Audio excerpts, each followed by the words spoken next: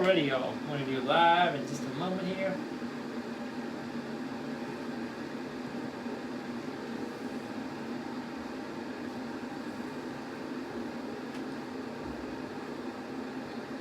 This is a little bit of an impromptu live, unscheduled a little bit. I was just finished up filming a video, which is very exciting. So I did a 2015 tea, one stored in California, one stored in Taichung, Taiwan. So just trying to understand the differences between those different storage conditions. Very fun. Because if you buy two teas, one dry storage, one wet storage, it's difficult to really know the origin of the storage condition, because who knows, right? You're talking about 5, 6, 7, 8, 10 years. But these two teas I do know. I do know this has been in California for the last 8 years, and I do know this has been sitting in Taichung, Taiwan for 8 years. So that was fun to do that. And a few interesting things came up. So I just wanted to jump on live. Let me know if you all have questions around dry storage versus wet storage. But I'll be posting this more condensed video July 1st. So that'll be exciting. One thing that did come up that's just fascinating is this dry storage cake. Had a little bit of stickiness, and then he pulled up the sticker, and the sticker stayed on. And there's not much residue when you pull it off. But the more wet, humid storage, that sticker just came off just like a piece of paper, and left a heavy amount of residue. So, due to the humid storage environment, the wet storage environment, etc. So, also, just 8 years. We're just talking about 8 years, right? One stored in California, one stored in Taichung, Taiwan. That's it. The tea is exactly the same otherwise. You'll see the one here is the dry storage. Much greener, dull in color, and then the wet storage is more darker, right? So it's pretty amazing what just the environment does to pour. And I think this is one unique aspect about pour tea that a lot of other beverages don't have. If you think about wine, it's encapsulated to a certain extent. The temperature is very important, obviously. I don't know much about wine, but when you go to pour, this is a paper-thin wrapper. It's exposed to the elements. So how it's stored, where it's stored, the temperature, the humidity will have a pretty drastic effect over time on the tea. So I just wanted to do one more infusion with you all live, because it was pretty exciting. So the one here on this side is the humid stored 2015. And those that are keeping track, this is the 2015 Enchanting Beauty from Danone. I always wanted to do one of these videos, but it's just hard to really know where the tea is coming from and really authenticate it really was in that location for 8 years. So maybe that's why it took so long to do one of these kind of videos. Even though the liquid is darker on the humid stored, and the one that's dry storage is lighter. But I think one of the most unique things about dry storage versus humid storage is a few things. And it's not to say one is better than the other. However, I personally do prefer dry stored pours. Dry stored pours take longer to age. So yes, they're both 8 years. But there is an accelerating to the aging process when you store it in a more humid area. And there's pros and cons to that. The accelerating of the aging, obviously darker hue, more smooth, full, round body, nice blended characteristics to the tea, very soothing, warming, drinks, tastes like an older tea. However, with the dry storage, it's almost as if it's preserving its personality. So you get a lot more of the regional and mountain characteristics of that tea, but it ages so much slower. And one of the most pronounced things about these is dry storage aromas from the pitcher, at least in my opinion, have a much more in-depth, multi-dimensional aroma and sweetness. Like, no doubt, the humid storewood pour is very enjoyable, right? Very aromatic, very sweet, very round, very pleasant. But there's a personality and characteristic to the aroma left in the dry storage cake that's unlike any other.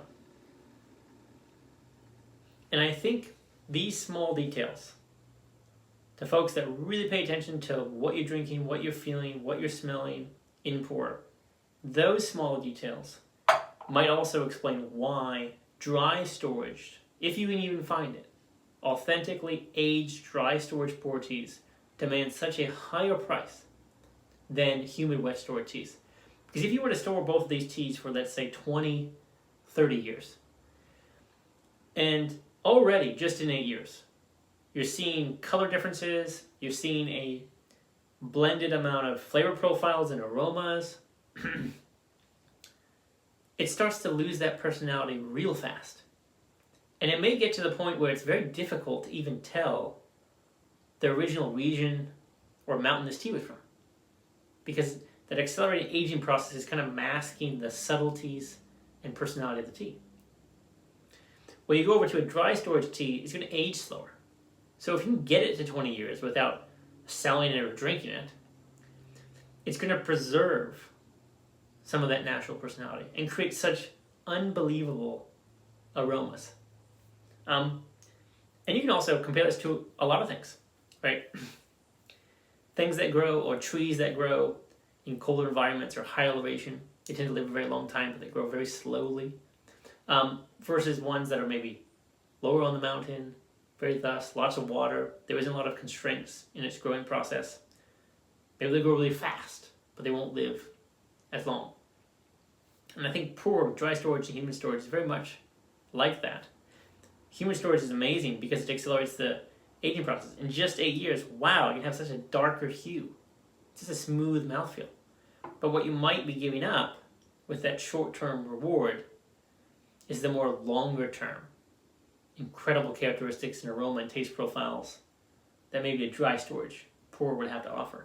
So not necessarily good or bad, but it's fascinating to see these teas side by side. So I really wanted to share that kind of small point about dry storage versus humid storage. And it's funny because I haven't drinking Enchanted Beauty for a very long time. And the first 1, 2, third infusion is just so sweet, like candy and floral. It's just so tasty. It's not as durable as the other factory teas, but it's definitely worth a visit. Yeah, so tasty. So, pretty excited about that. July 1st. Stay tuned on the YouTube channel. I'll be posting a more professional video, close-ups of the teas, the liquids, the brewing, all that fun stuff. A few tidbits to look for when you're purchasing your teas to know if they're dry or humid storage. Let me know in the comments below if you have any questions. I'm going to sit here and drink another cup of tea, stay live for a little bit if you all have questions, and then we'll sign off.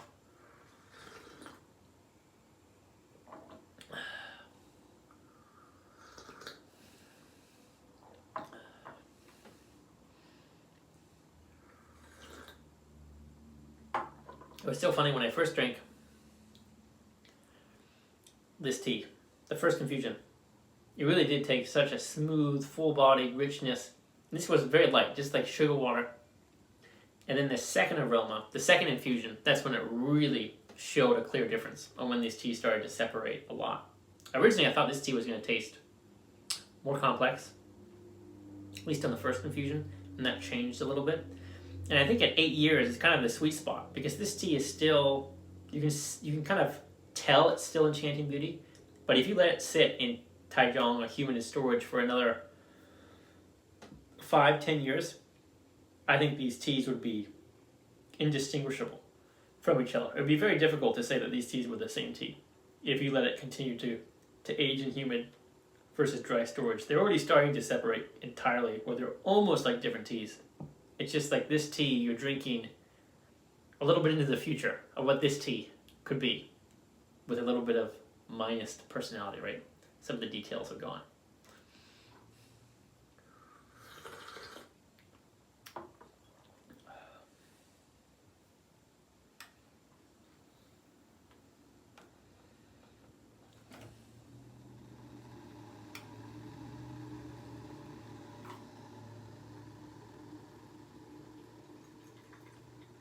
But yeah, this will make you fall in love with pour again. Trying same tea, dry storage versus humid storage, a few years apart. It's crazy that it can have this much personality, this much customization. Which also makes me wonder, I have friends, colleagues that have similar teas. They're living in different parts of the world, different states. Meet up every few years. Just bring the same tea. Taste test it next to each other. And then you might experience some of your own unique experiences as well.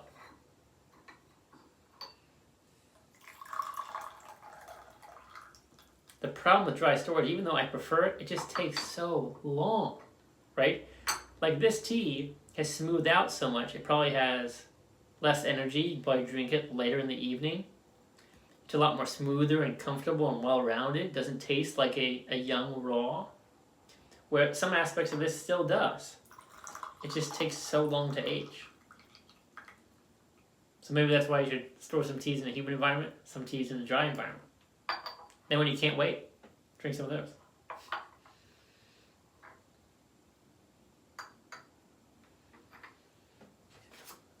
I'm going to give you all another close-up of these leaves, because they really are quite different. Even the cake, which I'll show in the video when I post it, the humid stored cake has a more intense saturation. The leaves are darker and more golden, and the dry storage is more muted. It's not as dark, it's not as golden, right? It's just more muted overall. But these wet leaves, you can tell right off the bat, they look like two different teas. And I just hope I bet you that's totally out of focus, isn't it? Right, this is dry storage. This is wet storage. Or humid storage, I should say.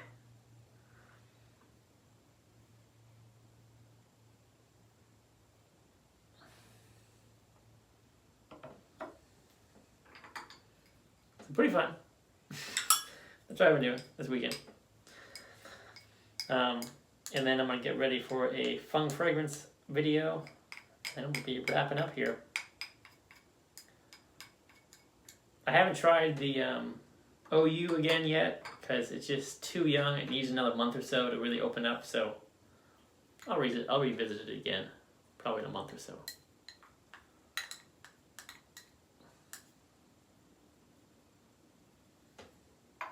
Alright, y'all. Thanks for joining that short little live. I just wanted to share some additional points after I filmed that video, because why not? It's fun. Alright, y'all. Have a good weekend. We'll be talking soon.